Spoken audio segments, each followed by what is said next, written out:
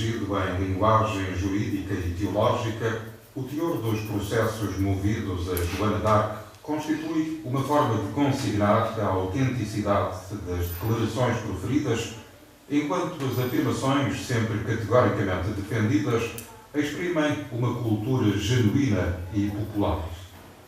Este contraste tornou-a incompreensível ou suspeita, não apenas aos olhos da maioria dos contemporâneos, de Carlos VII aos magistrados sentenciadores, como também dos historiadores que, a partir de 400, a ela se dedicaram. O fosso sociocultural que a separa do universo político, militar e eclesiástico contemporâneo, e a partir de então dos seus cronistas, permitiu as mais variadas interpretações, originando a respectiva biografia ter-se tornado num condensado de toda a evolução historiográfica ao longo dos tempos. Para o estudioso dos nossos dias, esse progresso não será menos interessante do que a narrativa da própria vida, onde é possível entrever uma personagem gótica, renascentista, clássica, iluminista, romântica ou inclusive nacionalista.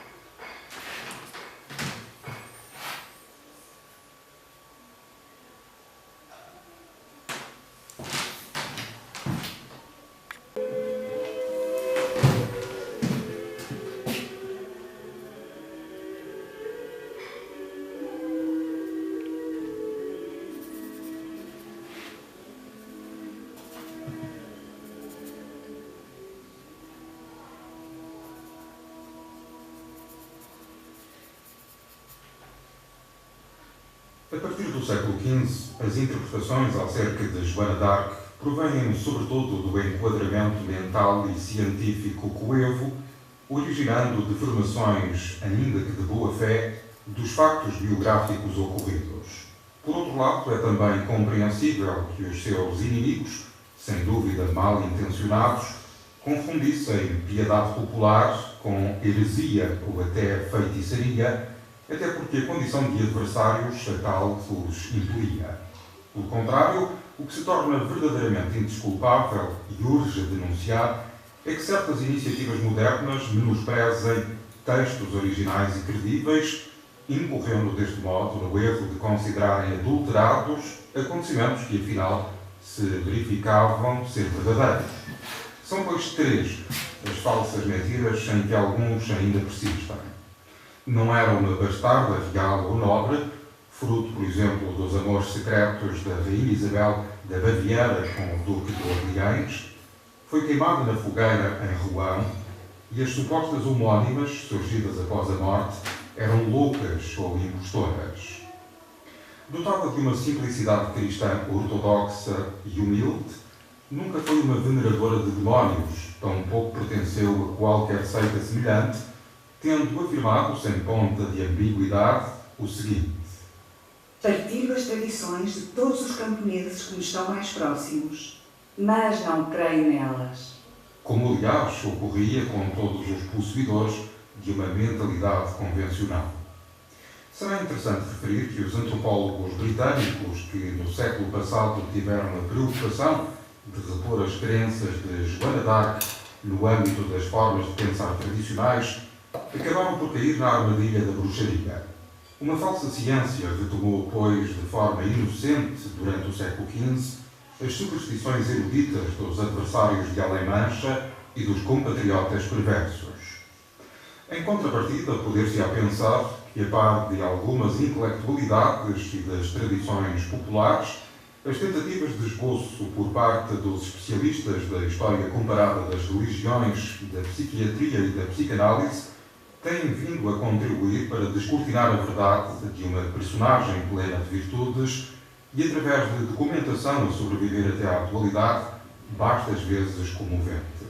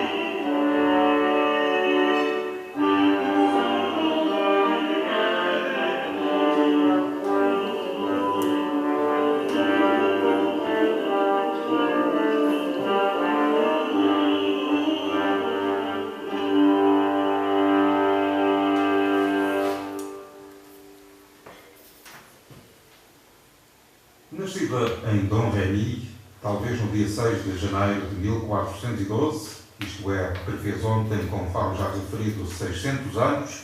descendente de camponeses modestos e iletrados,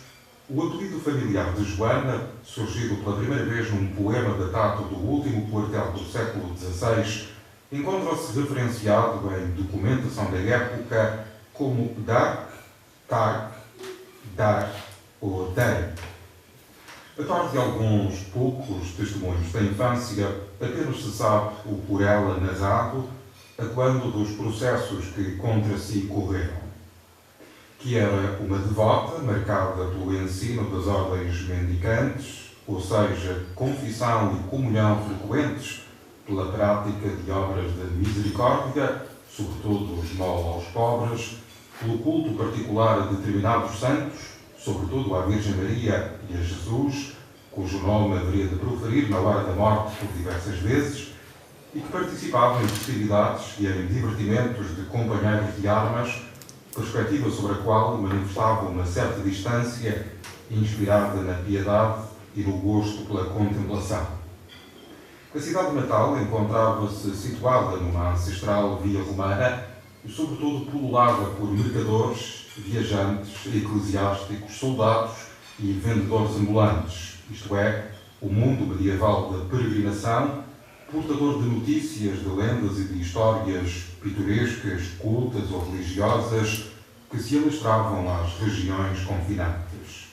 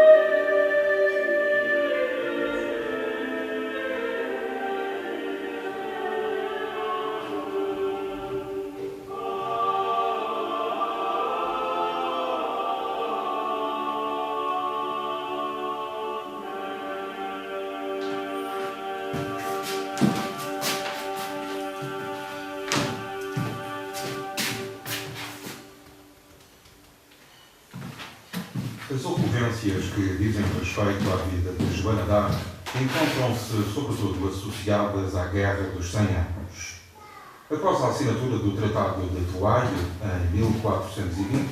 e a morte de Carlos VI, 2 anos mais tarde, o país foi dividido entre um monarca legal, o inglês Henrique VI, ainda uma criança, que a partir de Paris e com o incondicional apoio do Duque da Borgonha apenas governava as regiões setentrionais, e um outro auto-intitulado legítimo, o Delfim Carlos VII, cognominado por Scarpio como Rei de Bourges, que superintendia a do Midi. Dom Remy, conforme há pouco referido a terra natal, situada na fronteira entre as então denominadas Duas Franças e não longe das grandes possessões do Império, um dos raros burgos que dele dependiam, manteve-se fiel àquele último. Em 1425, os habitantes, perante a ameaça dos bourguignões, tiveram de o abandonar uma primeira vez e 3 anos mais tarde, em associação com os ingleses, sitiaram as resistentes zonas limítrofes e obrigaram-na, acompanhada dos fiéis seguidores, a refugiar-se em Neufchâteau. Foi neste contexto que começou a escutar vozes, sobretudo as de Santa Catarina, Santa Margarida e São Miguel, que lhe ordenaram a perseguição aos invasores estrangeiros e a consagração de Carlos VII. Com os ingleses em Inglaterra, os franceses em França e o soberano legítimo coroado em Reims, em sinal de reverência perante o verdadeiro mandante, ou seja, Deus, foi este o peculiar modelo de monarquia nacional cristã por ela herdado. Após longas hesitações e auxiliada por parentes próximos, encontrou-se em maio de 1528 com um embaixador, o capitão Robert de Baudricourt, que a tratou como uma demente e a enviou para casa. Apesar deste triste episódio, foi ajudada por gentes que acreditaram na objetividade da missão e das vozes escutadas, esbarrando na incompreensão e na hostilidade de todos aqueles que a julgavam louca, urdidora, falsa ou, pior ainda, dada às práticas da feitiçaria. No seio de ambas as fações, muitos hesitaram em pronunciar-se, oscilando entre a indiferença, a desconfiança e o ceticismo. Na verdade, uma longa tradição medieval fez surgir, um pouco por todo o lado, e mais do que nunca no dialbar de um século XV, fomentador de guerras, de peste e de cismas, os videntes eruditos ou populares que a Igreja rejeitou em grande parte nas cortes malditas de Satanás, bruxos ou pseudo-profetas. Era, pois, este o ambiente de fraude supersticiosa que ali imperava no biênio 1428-1429.